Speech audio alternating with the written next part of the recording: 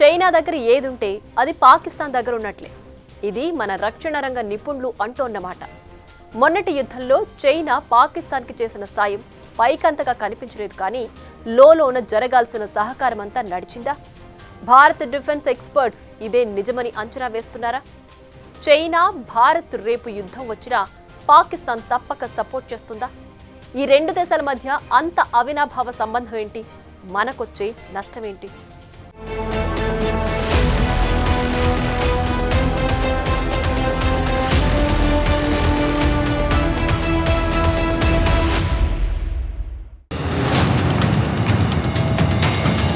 పెహల్గామ్ దాడిలో చైనా పరికరాలు, యాప్స్.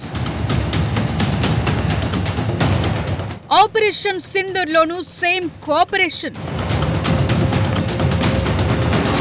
ఉపగ్రహ వాయు రక్షణ విభాగంలో సాయం.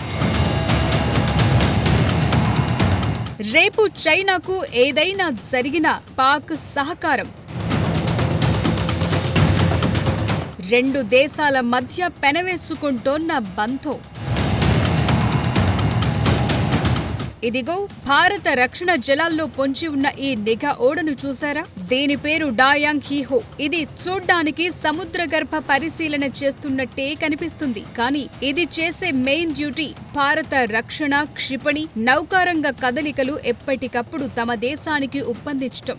భారత్, పాకిస్తాన్ ఉగ్ర స్థావరాల నుంచి సైనిక స్థావరాల వరకు అన్నింటా నిఘా పెట్టిందని తెలిసిన చైనా తమ ఆప్తమిత్ర దేశం పాకిస్తాన్ కు సాయం చేయడానికి ఇదిగో ఈ నిఘా నౌకను మోహరింపజేసిందని అంటారు. చైనా పాక్ మధ్య రహస్య బంధానికి ఇదే కాదు, పెహల్గామ్ దాడి సమయంలోనూ కొన్ని సాక్ష్యాలు దొరికినట్టు అప్పట్లో వినిపించింది. ఉగ్రవాదులు మనం బ్యాన్ చేసిన చైనా యాప్స్ వాడారని, చైనా మేడ్ శాటిలైట్ ఫోన్ కూడా స్పాట్ లో నిఘా వర్గాలకు దొరికిందని అన్నారు.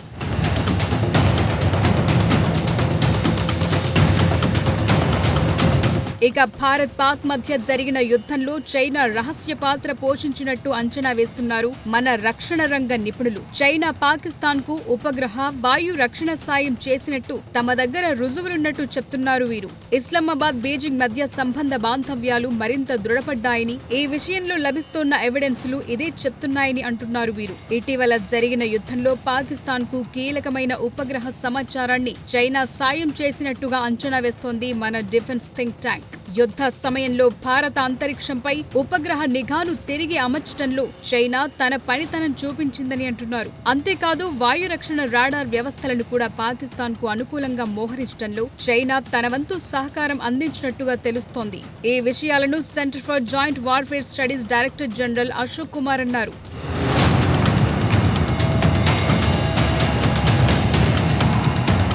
చైనా మోహరించిన రక్షణ రాడార్ వారికిటు సాయపడుతూనే మన వైపు నుంచి ఏదైనా వైమానిక కదలిక ఏర్పడ్డ వెంటనే పసిగట్టేసేదని Ashok Kumar Delhi defence think tank head office లో ఒక ఇంటర్వ్యూలో చెప్పారు. రెండు అణ్వాయుధ దేశాల మధ్య ఉద్రిక్తత రేకెత్తించిన ఉగ్రదాడి దగ్గర నుంచి చైనా పూర్తి సహాయ సహకారాలు అందించినట్టుగా తాము అంచనా వేస్తున్నట్టు చెప్పారు cent Jose DG Ashok.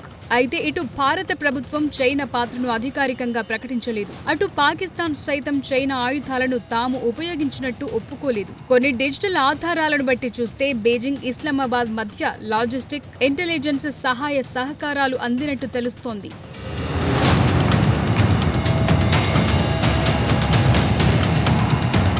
Ashok Kumar director general గా ఉన్న సెంట్ జోస్ భారతదేశ సైనిక బలాన్ని ఆధునీకరించే లక్ష్యం గల థింక్ ట్యాంక్. దీని బోర్డులో రక్షణ మంత్రి రాజ్నాథ్ సింగ్, భారత సైన్యం, నౌకాదళం, వైమానిక దళాధిపతులుంటారు. సెంట్ జోస్ నుంచి ఒక కామెంట్ వచ్చిందంటే అది ఎంతో అథెంటిక్ అయి ఉంటుంది. ఎందుకంటూ ఒక ఆధారం లేకుండా ఈ సంస్థ నుంచి ఏ వ్యాఖ్యానం కూడా బయటకు రాదు. గత 50 ఏళ్లలో జరిగిన అత్యంత తీవ్రమైన ఘర్షణగా ఆపరేషన్ సింధూర్ ని పేర్కొంటారు. ఈ యుద్ధంలో డ్రోన్ దాడులు, ఫిరంగి దాడులు, క్షిపణి దాడులు, చిన్న తరహా ఆయుధాలతో కూడిన యుద్ధాలు జరిగాయి. తరువాత అమెరికా జోక్యం, ఇరు దేశాల డీజీఎంఓలు మాట్లాడుకోవటం, రెండు దేశాలు కాల్పుల విరమణ ఒప్పందానికి రావటం జరిగాయి.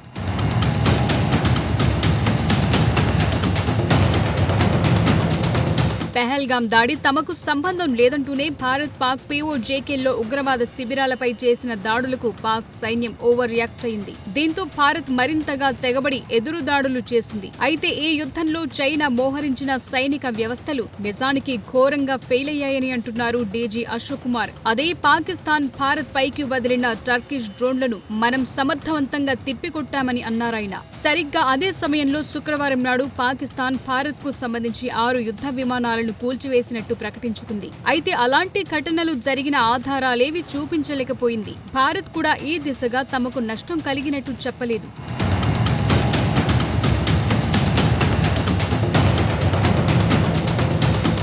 IOC combat fighter PL-15 air to air missile వంటి చైనీస్ మిలిటరీ హార్డ్వేర్స్ తొలిసారి ప్రత్యక్ష యుద్ధంలో పాల్గొన్నట్టు కొన్ని రిపోర్ట్స్ చెప్తున్నాయి. వీటి వినియోగంపై తైవాన్లో ఒక అలజడి చెలరేగింది కూడా. అయితే వీటి పనితనం మీద ఇప్పటి వరకు ఎలాంటి అధికారిక ప్రకటనలు వెలువడలేదు. వీటిపై అసలు డిస్కషనే లేకుండా పోయింది. అయితే ద టెలిగ్రాఫ్ అనే పత్రికలో PL-15 మన రఫెల్ ని కూల్చినట్టు కొన్ని కథనాలొచ్చాయి. అయితే వీటిని నమ్మడానికి వీల్లేదని కొట్టిపడేశారు అప్పట్లోనే మన రక్షణ రంగ నిపుణులు. ఇక్కడ మరో ముఖ్యమైన అంశం ఏంటంటే భవిష్యత్తులో చైనా పాక్ రెండూ ఒకేసారి దురాక్రమణ చేసే అవకాశాలు కూడా లేకపోలేదంటారు saint Jose DG Ashok Kumar. ఈ రోజు చైనా దగ్గర ఉన్నది ఏదైనా సరే రేపు పాకిస్తాన్ తో ఉన్నట్టుగానే మనం భావించాల్సి ఉంటుందని అన్నారాయన. ఈ విషయంలో మనం అప్రమత్తంగా ఉండాలని అంటారు డీజీ అశోక్ కుమార్.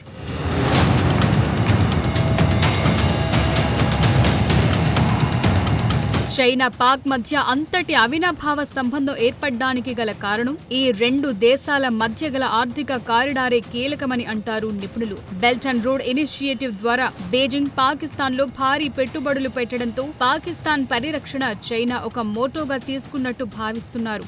2020లో చైనాతో జరిగిన సరిహద్దు ఘర్షణలో 20 మంది భారత సైనికులు మరణించారు. ఈ ఘటన ద్వారా భారత్ తన ఉత్తర సరిహద్దును మరింత బలోపేతం చేయడానికి సైనికులను మోహరిస్తోంది. గత కొన్ని నెలలుగా చైనాతో భారత్ సంబంధాలు మెరుగ్గా ఉన్నప్పటికీ ఈ వివాదం కారణంగా రెండు దేశాల మధ్య పాత గాయాలు తిరిగి చెలరేగే అవకాశం లేకపోలేదన్న అంచనాలందుతున్నాయి.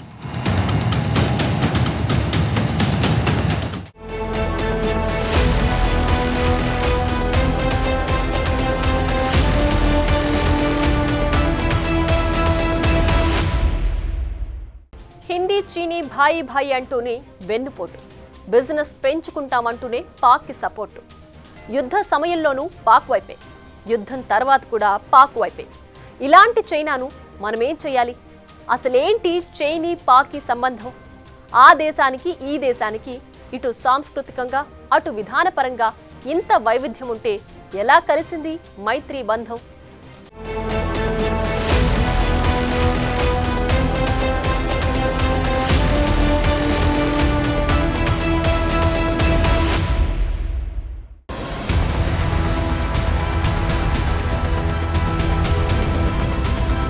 ఇదిగో ఈ మ్యాప్ చూసారా? పెద్ద బాతు వెనుక పిల్ల బాతు వెళ్తున్నట్టు లేదు? Same to same ditto China వెంట పాక్ కూడా అలా నడుస్తున్నట్టుగా ఉంది పరిస్థితి.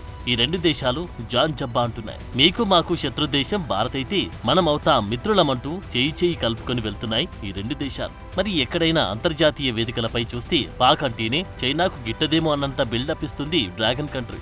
మొన్నటికి మొన్న పహల్గాం దాడుల విషయంలో ఐక్యరాజ్య సమితిలో పాకిస్తాన్కి సపోర్ట్గా ఒక్క మాట కాదు కదా, కనీసం మీడియాతో కూడా ఏమి చెప్పకుండానే వెళ్లిపోయారు చైనా ప్రతినిధి. అంతగా చైనా పైకి వ్యవహరిస్తుంది. అదే లోలోన మాత్రం పాకిస్తాన్తో చెట్టాపట్టాలేసుకుని తిరుగుతుంది. భారత్ చైనా మధ్య ఉన్న వాణిజ్యం విలువ ఎలా ఉందో చూస్తే 2024లో ఈ రెండు దేశాల మధ్య జరిగిన ద్వైపాక్షిక వాణిజ్యం అక్షరాల $118.4 బిలియన్. దీన్ని మీరు గూగుల్ చేసుకుని చూస్తే ఎన్ని లక్షల కోట్లు వస్తుందో మీరే తెలుసుకోవచ్చు.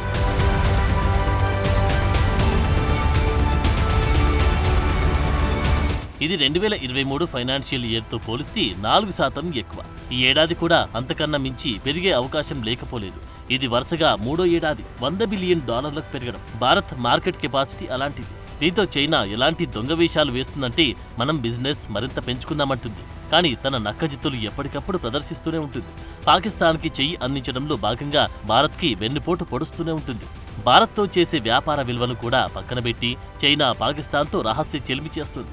భారత్కి వ్యతిరేకంగా పాకిస్తాన్కి సంపూర్ణ సహాయ సహకారాలు అందిస్తుంది. అదేమంటే ఎకనామిక్ కారిడార్ అంటుంది. దీని ద్వారా చైనా తన ప్రపంచ వ్యాపారాన్ని మరింతగా పెంచుకోవచ్చని భావిస్తుంది.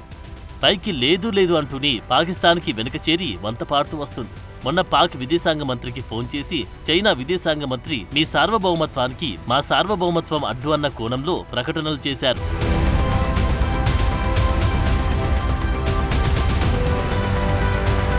భారత్తో తమకున్న వర్గపోరును అడ్డుపెట్టుకుని కాశ్మీర్ అంశాన్ని ఒక సాకుగా చూపించి లబ్ధి పొందాలని గట్టిగా ప్రయత్నిస్తుంది పాక్. గతంలో పాకిస్తాన్ తొలిసారి పర్యటించిన చైనా అధ్యక్షుడు జిన్పింగ్ తన సోదరుడు ఇంటికొచ్చినట్టుగా ఉందన్నారు. రెండు దేశాల సంస్కృతి సాంప్రదాయాలు వేరు, అయినా ఆ అనుబంధమేంటో అర్థం కాదు. ఇది మత దేశం, అది మతమంటేనే విముఖత చూపించే దేశం. అయినా సరే అదే ప్రేమాభిమానం. ఉగ్రవాదం ఏ రూపంలో ఉన్నా ప్రపంచానికి చేటు తెచ్చేది. ఇది పైకి చైనా పలికి చిలక పలుకు. పహల్గాం దాడి విషయంలో నిష్పక్షపాత దర్యాప్తు చేయించాలి. ఇది పైకి చైనా చెప్పిన కబుర్లు. కట్ చేసి ఆ దాడి సమయంలో ఉగ్రవాదులు వాడింది చైనా ఫోన్లు, యాప్లు. ఇక యుద్ధ సమయంలో అయితే తన శాటిలైట్ సహకారం మొత్తం వాడి భారత్ని దెబ్బతీయాలన్న విపరీతమైన ఆరాటం.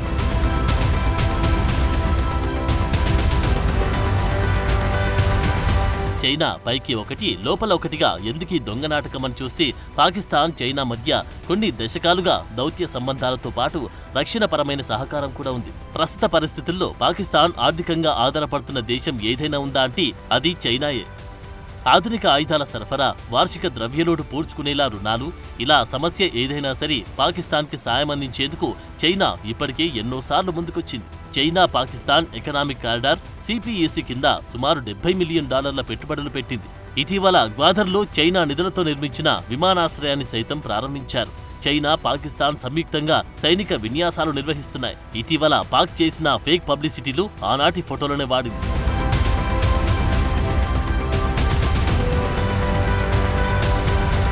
అంతేకాదు చైనా నుంచి పాకిస్తాన్ పెద్ద ఎత్తున ఆయుధాలు కొంటుంది. మొన్న యుద్ధానికి ముందు తమ చెంత అల్ట్రా మోడర్న్ చైనా మేడ్ మిసైళ్లున్నాయని ఫోటో షేర్ చేసింది ఇందులో భాగంగానే.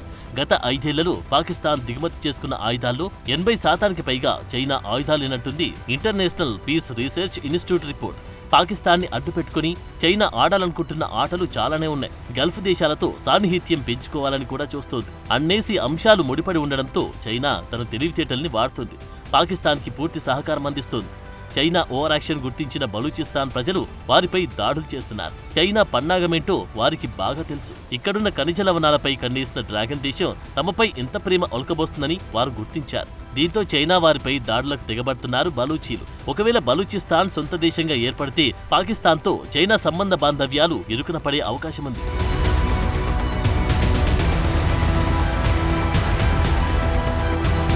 చైనా మనతో ఆడుతున్న ఈ దొంగ నాటకాలకు బదులు చెప్పడం ఎలా అని చూస్తే బలూచిస్తాన్కి మనవంతు సాయం చేయడం ఒక రూట్. రెండోది, చైనాను నిలువరించడానికి భారత్ ఏం చేయాలని చూస్తే గతంలో అమెరికా చేసిన పాలసీలను, అంతర్జాతీయ చట్టాలను అనుసరించి చైనాకు చెక్ పెట్టాలి. ఈ దేశం చేసే గ్రే జోన్ కార్యకలాపాలను అడ్డుకునేలా చేయాలి.